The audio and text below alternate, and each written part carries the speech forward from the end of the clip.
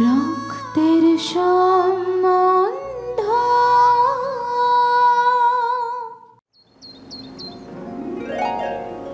गणेशाय नमो नमः। ओम पवित्र पवित्रो वा सर्वावस्थां गतोऽपि वा या स्मरेत् पुण्डरीकाक्षं शावम्यहमन्तर्शुचि।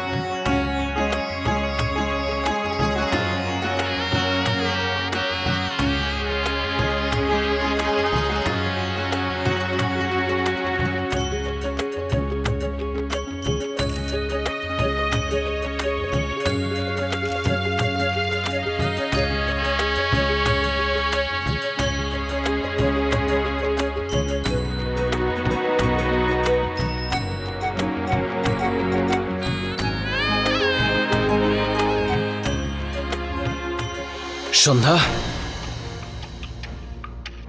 এই নাও, তোমার জন্য জুস এনেছি। তুমি তৃষ্ণার্ত ছিলে না? তোমার আবার কি হলো ডিকে?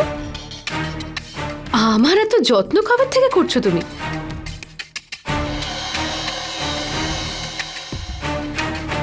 ব্যাপারটা কি? এর মধ্যে বিষ মেশানো আছে নাকি? কি যে তুমি বলো সন্ধ্যা, তুমি আমাকে একটুও ভরসা করো না, তাই না? একদম না। আমার সামনে যদি কখনো একটা সাপ আর তুমি এসে দাঁড়াও, আমি হয়তো এই সাপটাকে বিশ্বাস করব, কিন্তু তোমাকে বিশ্বাস করব না। আচ্ছা, এই জুসটাকে তুমি খেয়ে দেখাও। খাও। কিন্তু এই জুস আমি তোমার জন্য নিয়ে এসেছি, আমি কেন খাবো? কেন? তুমি খেলে মরে যাবে নাকি? ঠিক আছে, তুমি যদি এটাই চাও তো আমিই খাচ্ছি। মরলে না? ঈশ্বরের ঘরেও না তোমাদের জন্য কোনো জায়গা নেই। যাই হোক, বাদ দাও। তুমি খাও এই জুসটা। আমার জন্য জুস আমি নিচে নিয়ে আসবো।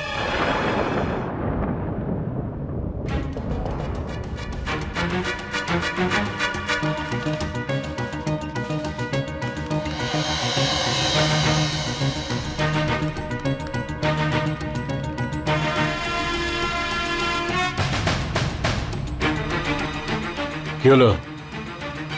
ও জুসটা খাইনি তো?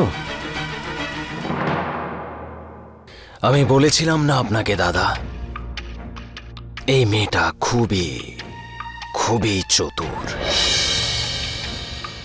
একে এত সহজে কিছু খাওয়ানো, কিছু পান করানো এত সহজ হবে না। আমি জানতাম এ আমার সাথে এরকমই কিছু করবে, সেই জন্য আমি জুসে কিছুই মেশাইনি। কিন্তু এখন এটা ভাবো যে ওকে অজ্ঞান কি করে করবে? করব দাদা, করবই একে।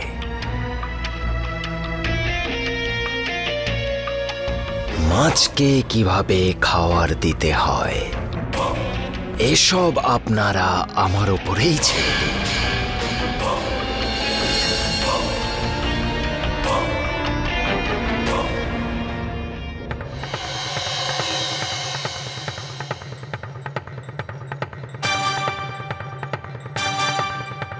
যাও।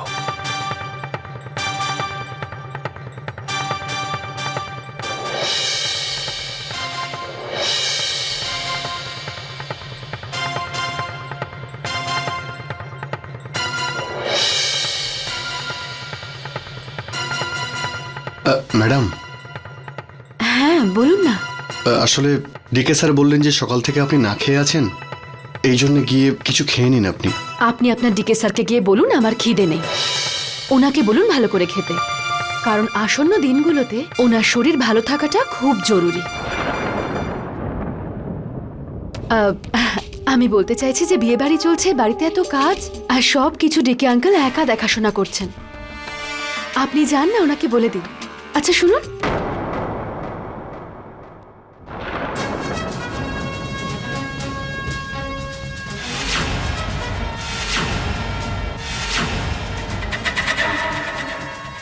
আপনি আপনার ডিকে স্যারকে গিয়ে বলুন আমার খাওয়া দাওয়া নিয়ে চিন্তা করতে হবে না, আমার জন্য এটাই যথেষ্ট। আচ্ছা যান।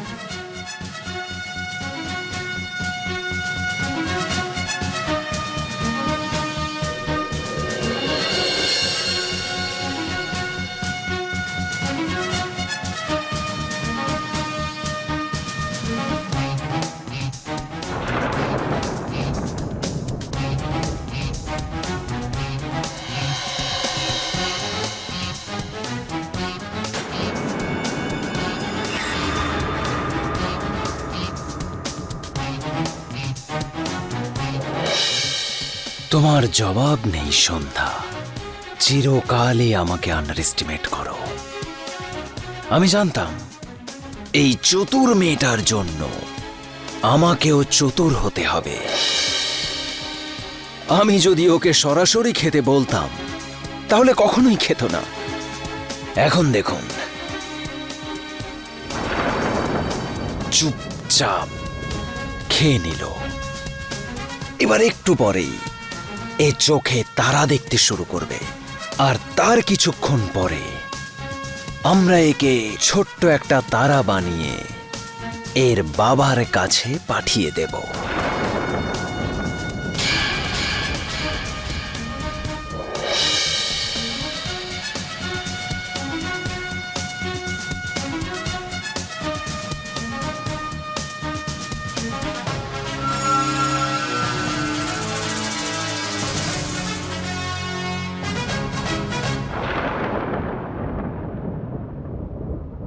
এক্সকিউজ মি,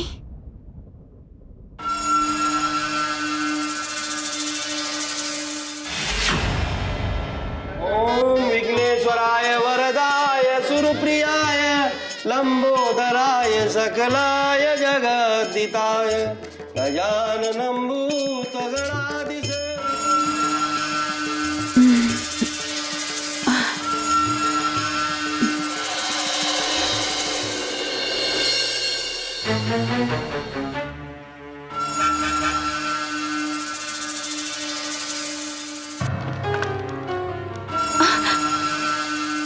বৌদিমণি, সন্ধ্যার দিকে দেখুন।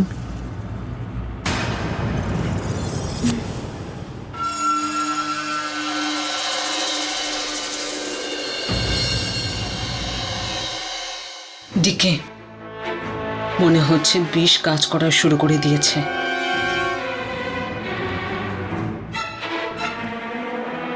এর আগে মিথ্যেবাদী সন্ধ্যা সবার মাঝখানে মণ্ডপে কোনো নাটক শুরু করার আগেই তুমি ওকে এখান থেকে নিয়ে যাও অন্য কোথাও।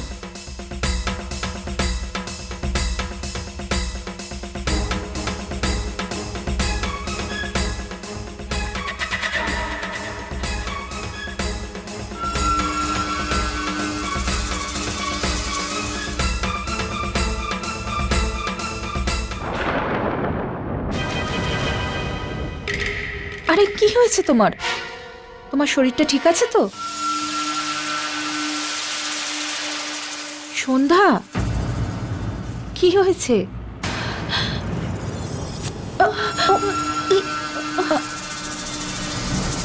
সন্ধ্যা, এর আবার কি হলো? আবার নতুন করে কোনো নাটক করতে যাচ্ছে না তো? এই মেয়েটা কখন যে কি করে কিছুই বোঝা যায় না।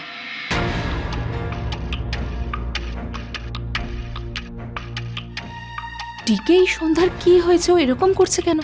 ভয় পাবেন না বৌদি, এর এই অবস্থা আমরাই করেছি। কি? ব্যাস শুধু এটুকুই জানুন যে আমাদের কাজ হয়ে গেছে, আর সন্ধ্যার কাজ একদম শেষ। রিয়েলি?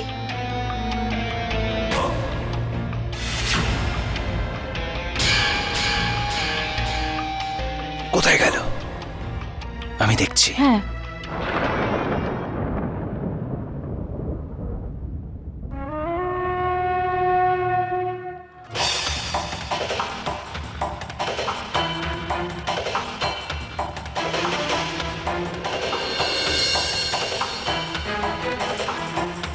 কোথায় গেল এই মেয়েটা? আর এই অবস্থায় ও কোথায় যাবে? কোনো চিন্তা নেই, আই এম শিওর এ যেখানেই গেছে খুব বেশি দূরে যায়নি। আমিও দেখছি ও কিভাবে বেঁচে থাকে।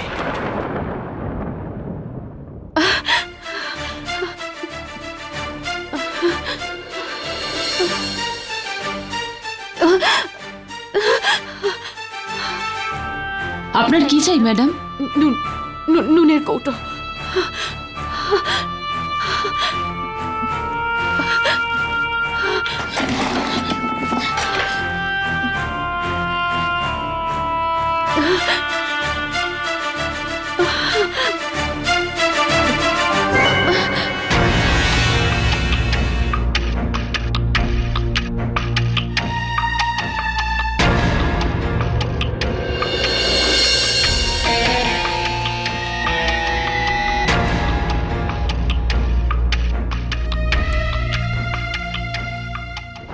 আঙ্কেল, সন্ধ্যা কোথায় গেল? কোথাও কোথাও দেখতে পাচ্ছি না ওকে। যুবরাজ এখানেই কোথাও হবে। আসলে এতজন অতিথি এসেছে, হয়তো কারোর সাথে কথা বলছে। আর এমনিতেও আমাদের সন্ধ্যা সবার খুব প্রিয় পাত্র যে। হ্যাঁ, সেটা তো অবশ্যই। থাক, বাদ দাও, আমি দেখছি ও কোথায়। হ্যাঁ,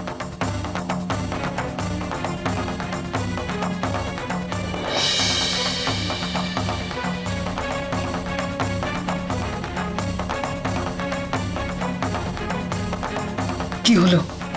কোথায় রেখে এসেছো ওকে? জানি না বৌদি, জানি না কোথায় চলে গেছে ও, কিন্তু যাবেই বা কোথায়। আপনি চিন্তা করবেন না, আমি দেখছি। তোমরা দুজন কার কথা বলছো? কাকে দেখার কথা বলছো? কিচ্ছু না দাদা, আমরা দুজন শুধু অতিথিদের নিয়ে কথা বলছি। এতজন অতিথি এসেছে, শহরের বড় বড় লোকেরা এসেছে, তাই বিয়েতে কেউ কোথাও যেন বাদ না পড়ে যায়, শুধু সেটারই কথা বলছি, তাই না বৌদি? হ্যাঁ হ্যাঁ, আমরা সেটাই ভাবছিলাম। আয়োজনের তো কোনো কম দেখতে পাচ্ছি না। ব্যাস, তোমাদের ব্যবহারটা ঠিক রেখো। আরে এটা আবার বলে দিতে হয় নাকি দাদা? অফকোর্স অতিথিদের খুব ভালো করেই সেবা যত্ন করছি, আপনি একদমই চিন্তা করবেন না দাদা। তেমনটা তো মনে হচ্ছে না। তোমাদের কাউকে তো আমি অতিথিদের সঙ্গে দেখিনি। আর অতিথিরা ওখানে বসে আছেন, পুজো শুরু হয়েছে, আর তোমরা কেউ ওখানে নেই। যাও, ওখানে যাও তোমরা। হ্যাঁ, দেখছো কি? চলো আমার সঙ্গে। চলুন চলুন।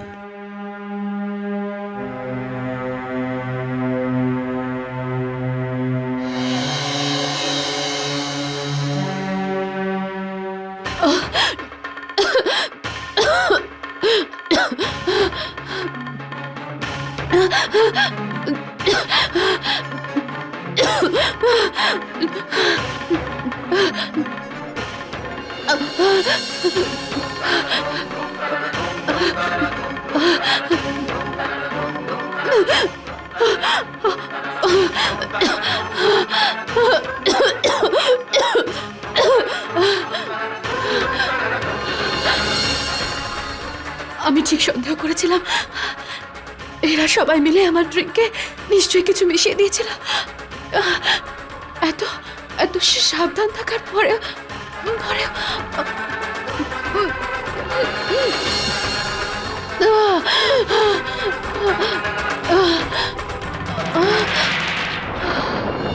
मंगलम भगवान विष्णु मंगलम गरुड़ध्वजा मंगलम पुंडरीकाक्ष मंगलाय तनो हरि स्वस्ति न इंद्रो वृद्धस्वाहा स्वस्ति न पूषा विश्व। আপনি একটা কাজ করুন, আপনি এদিকটা দেখুন, আমি এই মেয়েটাকে ঘরে খুঁজে দেখছি।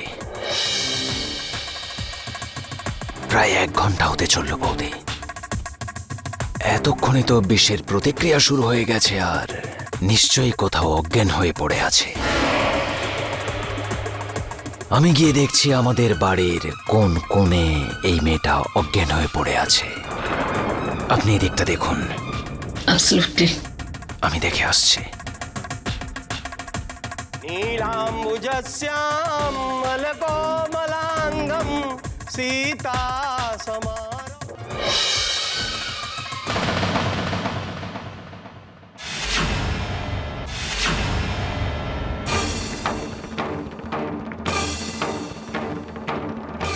ও ম্যাডাম এসে এখানে বিছানায় অজ্ঞান হয়ে পড়ে আছে। যে অবস্থা ইঁদুর মারা বিষ খেয়ে একটা ইঁদুরের হয়, সেই অবস্থা এই বেচারির হয়েছে। Sad, very sad.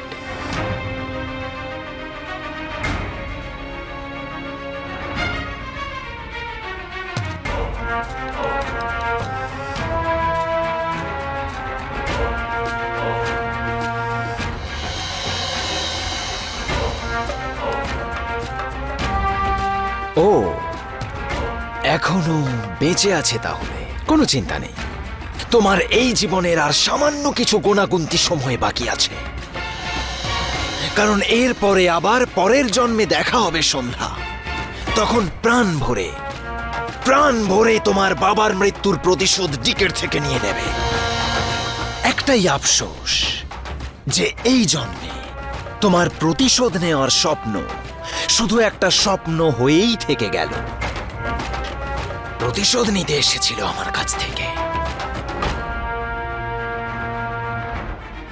হ্যাঁ বৌদি, আমি বলেছিলাম না আপনাকে এখানেই কোথাও আছে। আরে ওর কামরাতে এসে অজ্ঞান হয়ে পড়ে আছে। শুধু 1 ঘন্টার, তারপর ও ওর জীবন থেকে একেবারে ছুটি পেয়ে যাবে আর আমরা ফাইনালি ছুটি পেয়ে যাব ওর থেকে। আপনি একটা কাজ করুন, আপনি বিয়ের ব্যবস্থাপনা করুন ওদিকটায়। আমি এই মেয়েটাকে এখান থেকে সোজা ডক্টরের কাছে নিয়ে যাচ্ছি, ঠিক আছে?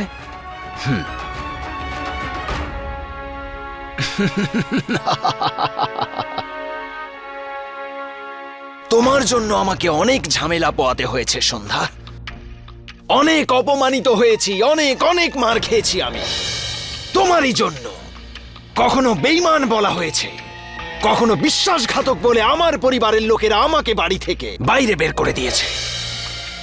কখনো তোমার জন্য আমাকে অকৃতজ্ঞের মুকুট পরতে হয়েছে, আবার কখনো তুমি আমার ওপর রেপের অভিযোগ তুলেছ। যে অপরাধ আমি করিনি, তোমার জন্য আমাকে তার শাস্তি ভোগ করতে হয়েছে।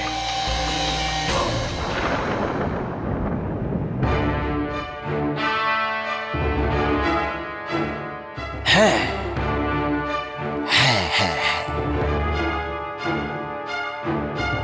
অপরাধ না করেও আমি যখন সেই অপরাধের শাস্তি পেয়েছি, তবে কেন আমি তোমার মৃত্যুর আগে ওই অপরাধের প্রতিশোধ নেব না?